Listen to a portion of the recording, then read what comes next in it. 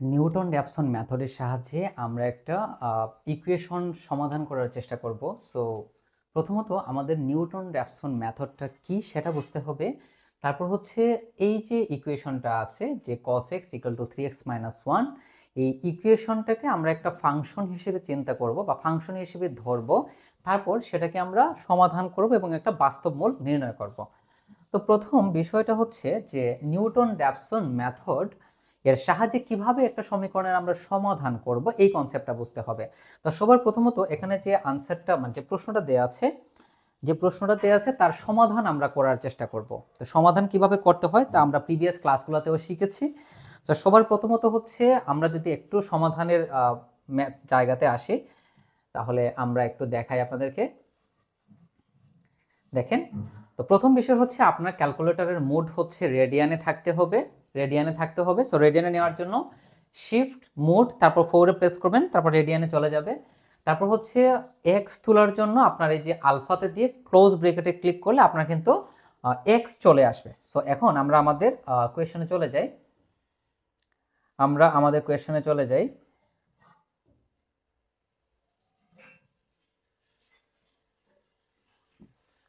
ওকে okay so এখানে আমরা দেখতে পাচ্ছি আমাদের কোয়েশনটা হচ্ছে যে cos x, যেটাকে আমরা একটা ফাংশন হিসেবে ধরি।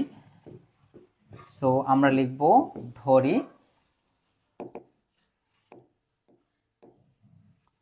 এইটা হচ্ছে আমাদের প্রশ্ন। সো আমরা লিখব ধরি, তাহলে আমাদের প্রশ্নটা কি? প্রশ্নটা হচ্ছে এইটা। সো এটাকে আমরা একটা ফাংশন হিসেবে চিন্তা করব। সো এটাকে আমরা f of x ফাংশন ধরে নিলাম। তো এটা সমান কি হবে দেখেন, cos x সমান 3x - 1। এটা কিন্তু একটা সমীকরণ। সো যেহেতু আমরা এটাকে একটা ফাংশন বানাবো, সো ডান দিকে যা আছে সবগুলোকে আমরা বাম দিকে নিয়ে আসবো। তাহলে এটা হয়ে যাবে cos x - 3x + 1 এবং এটাকে আমরা আমাদের হিসেবে সুবিধার জন্য দিয়ে দিব 1 নং সমীকরণ। এখন আমাদেরকে সবার আগে এই সমীকরণের সমাধানটা কি সেটা বের করতে হবে। তো সমাধান কিভাবে বের করব? প্রথমত আমরা এই কোয়েশ্চনটা টোটালি ক্যালকুলেটরে তুলব। সো cos x তারপর হচ্ছে -3x + 1। তো আমরা ক্যালকুলেটরে তুলে নিলাম, তোলার পরে শিফট ক্যালকুলেশন ইকুয়াল, প্রথমে একবার শিফট তারপর ক্যালকুলেশন আবার শিফট আবার ক্যালকুলেশন ইকুয়াল। তো যদি আমরা প্রেস করি তাহলে এই যে দেখেন আমাদের আনসারটা কিন্তু চলে আসছে 0.60710। তাহলে এইটার সমাধান হচ্ছে 0.60710। সো এই যে আমরা লিখলাম এটা হচ্ছে আমাদের এই সমস্যাটির সমাধান। এখন একটা জিনিস ভালো করে বুঝেন, এখানে আমাদের যে সমাধানটা এসেছে এটা কিন্তু দুইটা পূর্ণ সংখ্যার মধ্যে অবস্থিত। একটা হচ্ছে 0, একটা হচ্ছে 1। কারণ এই মানটা 0 এবং 1 এর মধ্যে অবস্থিত। এই মানটা 0 এবং 1 এর মধ্যে অবস্থিত, 0 এবং 1 এর মধ্যে অবস্থিত। ওকে, এখন দেখেন, তার মানে আমরা এখানে দুইটা মান নিব, একটা 0 একটা হচ্ছে 1। সো এখানে আমরা লিখব সুতরাং f of 0 এবং f of 1। এখন দেখেন, এখন আপনি খুবই শর্টকাট মেথডের সাহায্যে কিন্তু আপনি এটাকে ক্যালকুলেটরের সাহায্যে বের করে ফেলতে পারেন। এই যে দেখেন, এটা হচ্ছে আমাদের এখন পর্যন্ত বের করা মান। তারপরে জাস্ট আপনি শিফটের ঠিক নিচে যে ক্যালকুলেশন আছে সেই ক্যালকুলেশনে ক্লিক করবেন, CALC লেখা আছে, ওইটাতে ক্লিক করলে এরকম একটা জিনিস আসবে, এক্স দিয়ে একটা প্রশ্নবোধক চিহ্ন পাবেন, সেখানে জাস্ট আপনি 0 বসিয়ে দিবেন, 0 দিয়ে ইকুয়ালে প্রেস করে দিবেন, তাহলে আপনার মান চলে আসলো 2। আবার সেম প্রসেস, ক্যালকুলেশনে প্রেস করবেন, তারপর পরের মানটা তুলবেন, পরেরটা কত? 1। তাহলে আপনি পাবেন এইটা -1.4596। তার মানে এইটা 0 থেকে বড়, এইটা হচ্ছে 0 থেকে ছোট। তাও আপনাকে মনে রাখতে হবে যে এক চলক বিশিষ্ট এই সমীকরণগুলো সমাধান করার ক্ষেত্রে আপনি যে দুইটা মান নিবেন, এই দুইটা মান ফাংশনে বসানোর পরে যে মানগুলো পাবো সেগুলোর গুণফল যদি 0 থেকে ছোট হয় তাহলে শুধুমাত্র আমরা এটাকে সমাধান করতে পারবো, যদি বড় হয়ে যায় তাহলে সমাধান করা যাবে না। সো যেহেতু 2 এবং এই অংশের গুণফলটা 0 থেকে ছোট, সো আমরা লিখব যেহেতু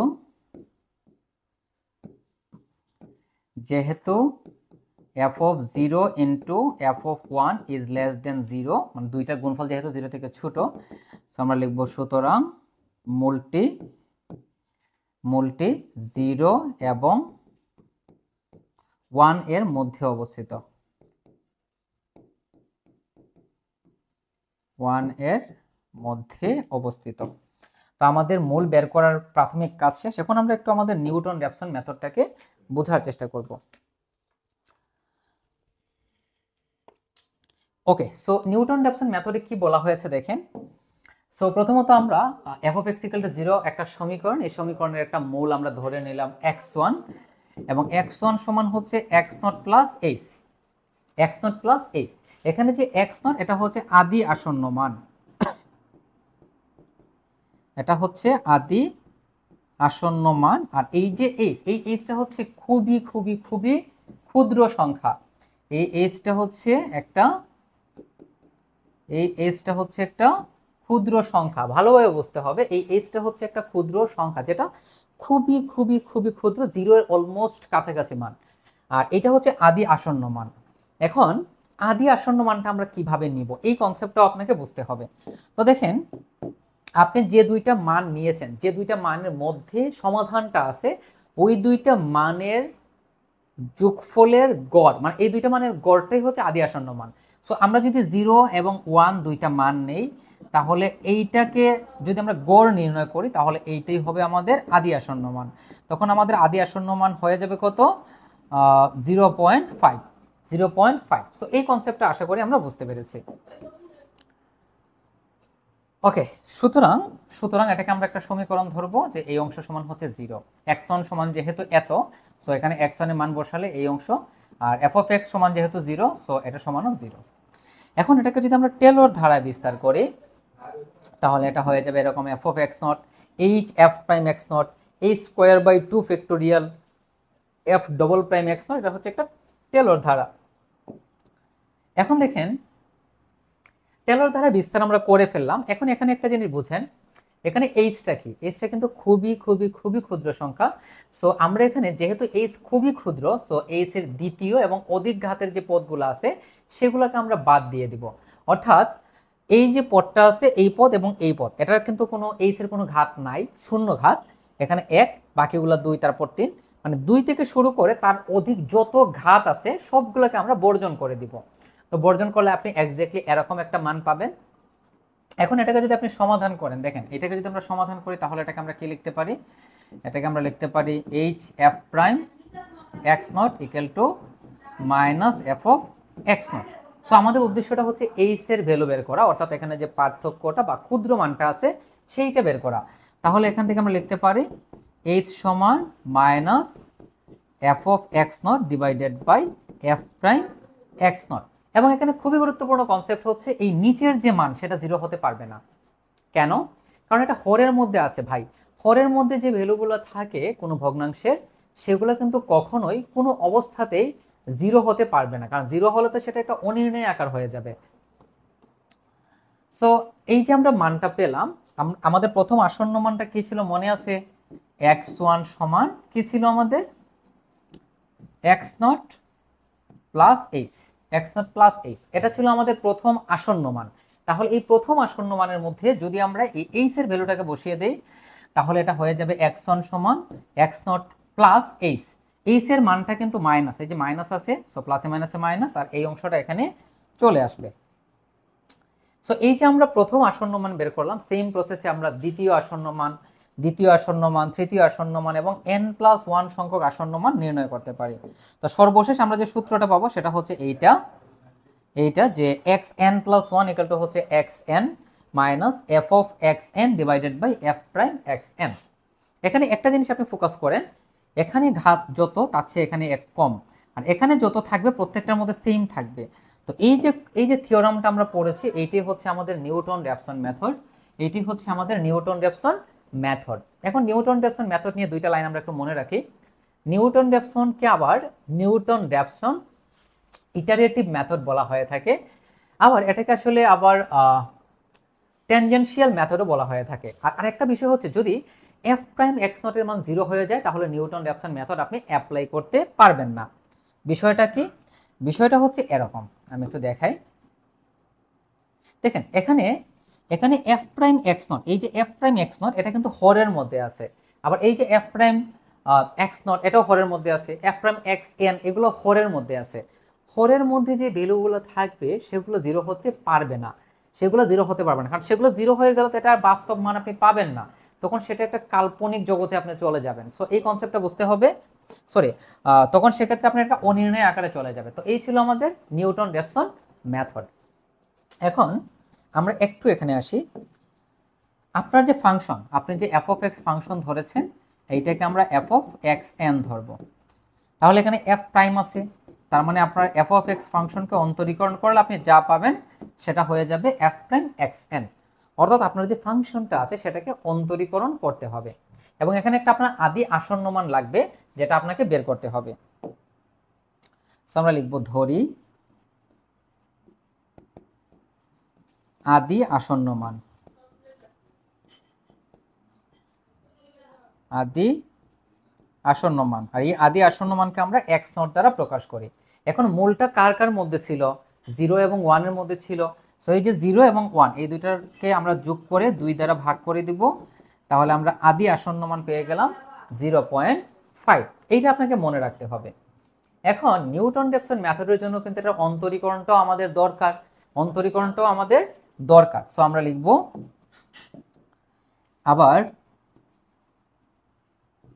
আবার এটাকে আমরা অন্তরীকরণ করব। তাহলে এটা কি হবে দেখেন, F prime x not, sorry F prime x.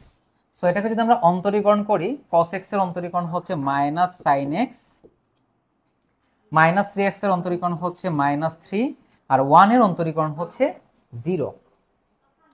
তার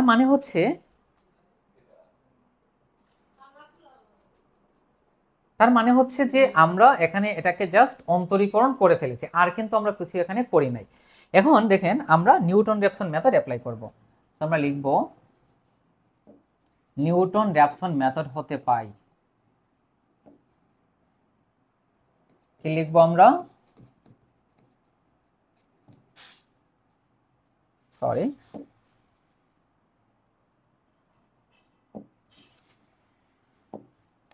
আমরা লিখব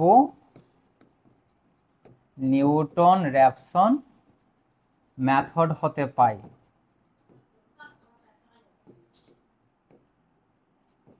নিউটন রেফসন মেথড হতে আমরা পাই। ওকে, সো নিউটন রেফসন মেথড থেকে আমরা কি পাই? নিউটন রেফসন মেথডের ফর্মুলাটা আমরা অ্যাপ্লাই করে দিব। তো নিউটন রেফসন মেথডের সূত্রটা হচ্ছে যে এক্স এন প্লাস 1, আমরা একটু দেখি, এক্স এন প্লাস 1 সমান হচ্ছে এক্স এন মাইনাস, দেখেন এক্স এন মাইনাস নিচে হচ্ছে এফ প্রাইম এক্স এন, আর উপরে হচ্ছে f of x N.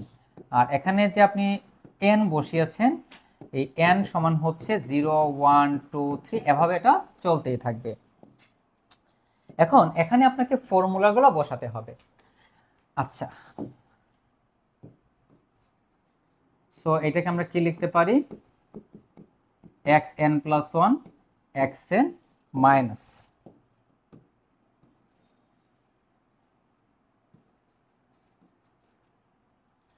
Okay, so উপরে হচ্ছে f of x n. So f of x সমান হচ্ছে cos x minus 3x plus 1। So এটা হয়ে যাবে cos xn minus 3xn plus 1। অর্থাৎ জাস্ট এক্স এর জায়গাতে আমি xn বসিয়েছি, কারণ ফর্মুলার মধ্যে xn আছে, আর এফ প্রাইম এক্স হচ্ছে মাইনাস সাইন এক্স মাইনাস 3, তাহলে এটা হয়ে যাবে মাইনাস সাইন xn মাইনাস 3। এখন এটাকে জাস্ট আমরা সমাধান করব, তাহলে এটা কি হবে, xn প্লাস 1, এখানে আপনাকে লসাগু নিতে হবে, এখানে আমরা লসাগু নিব। তো যদি লসাগুটা কি যাবে, মাইনাস সাইন xn মাইনাস 3, তাহলে এটা হয়ে যাবে minus xn sine xn minus 3xn minus cos xn, মাইনাসে মাইনাসে প্লাস 3xn, আর প্লাসে মাইনাসে মাইনাস 1। সো আমাদের ভ্যালু বসানো শেষ, এই দুইটা কাটা যাবে। তাহলে এখান থেকে আমরা কি পাবো, xn প্লাস 1 সমান নিচে হচ্ছে minus sine x n minus 3 আর উপরে হচ্ছে minus x n sine x n minus cos x n minus 1। Okay, so এখন আমরা জাস্ট ভ্যালুগুলো বসাই দেব। এখন বাকি সব কাজ হচ্ছে ক্যালকুলেটরের, বাকি সব হচ্ছে আমাদের ক্যালকুলেটরের কাজ। আচ্ছা, এটাকে আমি উপরে নিয়ে নিচ্ছি, পরে আবার নিচে নিয়ে আসব। ওকে, এখন বাকি সব হচ্ছে ক্যালকুলেটরের কাজ। সো প্রথমত দেখেন, আমাদের যে ফর্মুলাটা ছিল সেখানে কিন্তু এন এর মান 0 থেকে ছিল, অর্থাৎ 0 1 2 3 4 এভাবে কিন্তু এন এর মান ছিল। সো যদি আমরা এখানে 0 বসাই, যদি 0 বসাই তাহলে এটা হয়ে যাবে x1। এখন প্রশ্ন হচ্ছে এই নিউটন র্যাফসন মেথডের ম্যাথগুলো আমি কিভাবে সহজে সমাধান করব। একটু আমি এটাকে বোঝার চেষ্টা করি। দেখেন,